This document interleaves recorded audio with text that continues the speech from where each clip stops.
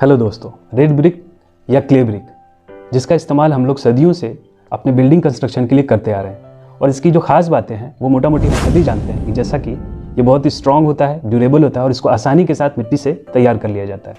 दूसरी अगर इसकी खास बात की बात करें तो वो ये है कि इसको बनाने के लिए जो मेसन, सीमेंट या बालू, इन सब की जो अवेलेबिलिटी है वो छोटे गाँव से लेकर बड़े शहरों तक आसानी से हो जाता है और इन्हीं वजहों से इसने ओवर द टाइम लोगों में अपना एक ट्रस्ट बिल्ड कर लिया है और ये कहीं ना कहीं गांव की इकोनॉमी को भी सपोर्ट करता है क्योंकि गांव के बहुत सारे लोग इसके मैन्युफैक्चरिंग में किसी न किसी माध्यम से जुड़े होते हैं। लेकिन अभी सुप्रीम कोर्ट का एक आदेश है जिसके हिसाब से इसको बंद करना है और उसकी वजह ये है कि एक तो इससे पोल्यूशन बहुत ज़्यादा होता है क्योंकि ये कोयले से इसको तैयार किया जाता है पकाकर, तो पोल्यूशन की समस्या है। और दूसरी ये कि जो इसको बनाने में बहुत ही फर्टाइल लेयर ऑफ सॉइल जो होता है उसका इस्तेमाल होता है, तो इस वजह से सुप्रीम कोर्ट का ये आदेश है कि इसको बंद किया जाना है। लेकिन अभी जो राज्य सरकारों ने इस पर कोई कदम नहीं उठाया है क्योंकि इसका जो विकल्प है पूरी तरीके से अभी हर जगह अवेलेबल नहीं है। तीसरा इसका एक प्रॉब्लम जो हम लोग अपने कंस्ट्रक्शन में महसूस करते हैं कि इसमें इफ्लोरेसेंस की समस्या आती है जिसको आम भाषा में हम लोग नोनी कहते हैं। अब चूँकि फर्टाइल लेयर ऑफ सॉइल में आजकल फर्टिलाइजर्स बहुत ज़्यादा यूज़ होते हैं जिसकी वजह से जब उससे ईटअप तैयार होता है और जब हम उसकी क्यूरिंग करते हैं तो उसमें आपने नोटिस किया होगा कि वाइट पैचेज आ जाते हैं और ये वाइट पैचेज जिसको हम लोग नोनी कहते हैं ये क्या करते हैं कि सीमेंट की पकड़ को और पेंट पुट्टी की पकड़ को ये कमज़ोर कर देते हैं। तो ऐसे स्थिति में हमारे पास दो ही विकल्प हैं जिसको हम लोग इस्तेमाल करके हम अपने घरों को तैयार कर सकते हैं। एक तो एएसी ब्लॉक है और दूसरा है फ्लाई एश ब्रिक। तो आज हम इन दोनों पे बात करेंगे कि इन दोनों में बेहतर कौन सा होगा हमें अपने घरों के निर्माण के लिए।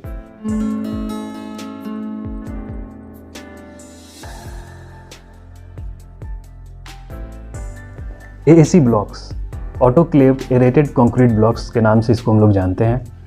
इसके अगर हम लोग एडवांटेजेस की बात करें तो ये पोरस होता है और चूंकि पोरस होता है इसलिए ये 3 टाइम्स रेड ब्रिक से लाइटर होता है। इसकी फिनिशिंग काफ़ी अच्छी होती है क्योंकि ये फैक्ट्री मेड होता है और फैक्ट्री में इसको अलग अलग साइजेज़ में तैयार किया जाता है और इसके चूँकि ब्लॉक्स बड़े आते हैं जिसकी वजह से कंस्ट्रक्शन में नंबर ऑफ़ जॉइंट्स भी कम होता है और इससे कंस्ट्रक्शन भी काफ़ी तेज़ होता है। इसकी और अगर दूसरी खास बात की अगर बात करें तो इसका थर्मल इंसुलेशन भी बहुत अच्छा है, यानी कि ये हीट को अंदर इजीली ट्रांसफ़र होने नहीं देता है क्योंकि ये पोरस होता है।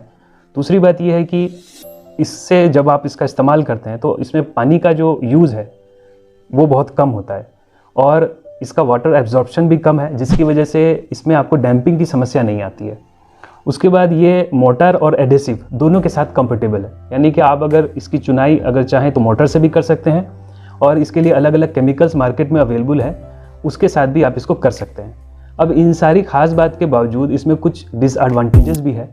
अगर उसकी बात करें तो ये नॉन लोड बेयरिंग मटेरियल होता है, यानी कि अगर आप इसका इस्तेमाल करते हैं तो आपको पहले फ्रेम स्ट्रक्चर यानी कि कॉलम, बीम और स्लैब आप कास्ट कर लेते हैं, उसके बाद ही आप इसको एज अ पार्टीशन इस्तेमाल कर सकते हैं। अगर आप इसको कंस्ट्रक्शन के साथ साथ ही अगर इसको आप पार्टीशन भी अगर करेंगे तो इसमें क्रैक्स की समस्या आ जाती है। क्रैक्स की प्रॉब्लम इसमें ज़्यादातर आने की जो चांसेस हैं उसमें एक वजह और भी है कि आपके साइट पे स्किल्ड मेसन का ना होना और इसकी जब चुनाई करते हैं तो उसके लिए वहाँ पे इंजीनियर का सुपरविज़न भी बहुत ज़्यादा ज़रूरी हो जाता है क्योंकि इसमें लेवल्स को बहुत ही माइन्यूटली मॉनिटर करना पड़ता है। अगर आपका लेवल्स ठीक नहीं होगा तो क्रैक्स की समस्या इसमें फिर बढ़नी है।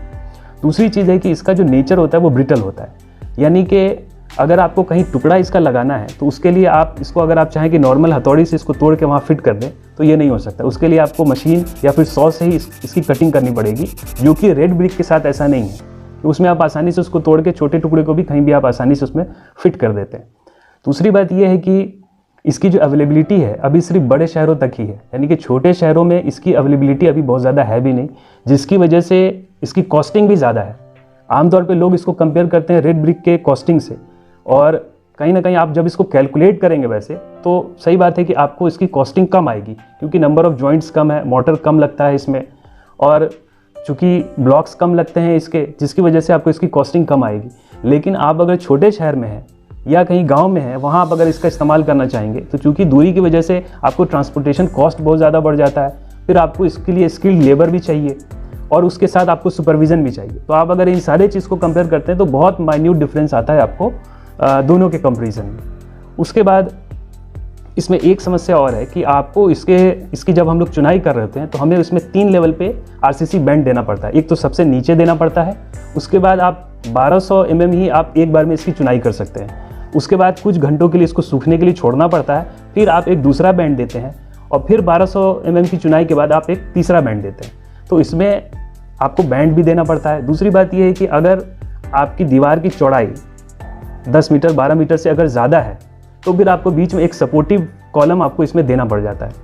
तो अब अगर हम लोग इसके एडवांटेजेस और डिसएडवांटेजेस दोनों को अगर हम लोग देखते हैं तो हम ये कह सकते हैं कि ये बड़े कंस्ट्रक्शंस के लिए या फिर कह लें आप जो मल्टी स्टोरी बिल्डिंग है उनके लिए ये बढ़िया है, जहाँ आपको काम तेज़ भी करना होता है, कॉस्टिंग भी बचाना होता है और इसमें आपको पानी की भी बचत हो जाती है, तो वहाँ के लिए ये बहुत बढ़िया है। लेकिन आप अगर छोटे कंस्ट्रक्शन के लिए करना चाहते हैं और या फिर आप अपना घर इससे बनवाना चाहते हैं तो उसके लिए ये बहुत बेहतर नहीं है। फिर उसके लिए हमारे पास एक तीसरा ऑप्शन आता है फ्लाई ऐश ब्रिक का।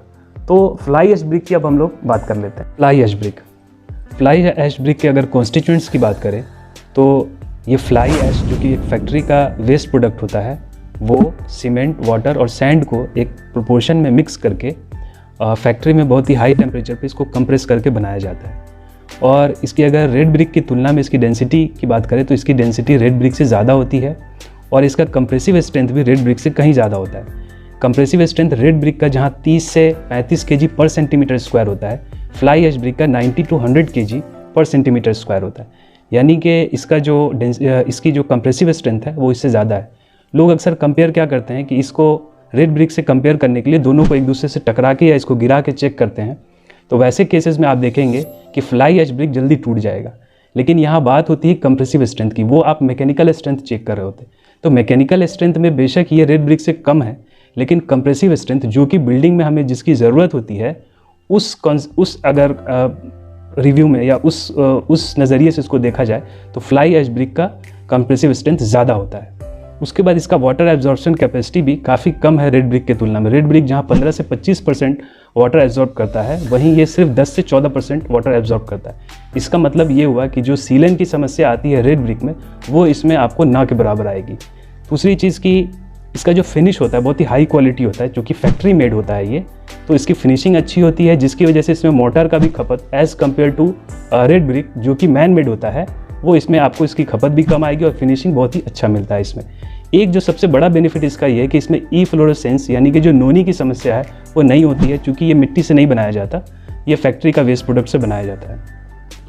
और इसमें अगर इसकी बात करें हम लोग कि इसको बनाने के लिए आपको अलग से कोई स्किल्ड मेसन की भी ज़रूरत नहीं है। नॉर्मल मेसन जो रेड ब्रिक वाले होते हैं वही इसको आसानी के साथ, जैसे रेड ब्रिक का इसका कंस्ट्रक्शन होता है वैसे ही सेम टेक्निक इसमें भी लगता है। तो उसमें भी ये बेहतर है कि अलग से आपको इसके लिए कोई भी मेसन या बहुत हाई सुपरविज़न की इसमें आपको ज़रूरत नहीं है।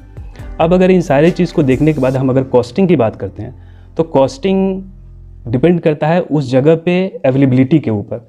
अगर फ्लाई ऐश की बात करें तो जिन स्टेट्स में फैक्ट्रीज़ हैं ऑलरेडी या बहुत सारी फैक्ट्रीज़ हैं, वहाँ पे चूँकि इसका जो रॉ मटेरियल मेन होता है फ्लाई ऐश, वो ईजिली अवेलेबल हो जाता है, जिसकी वजह से इसका कॉस्टिंग वहाँ पे कम पड़ेगा।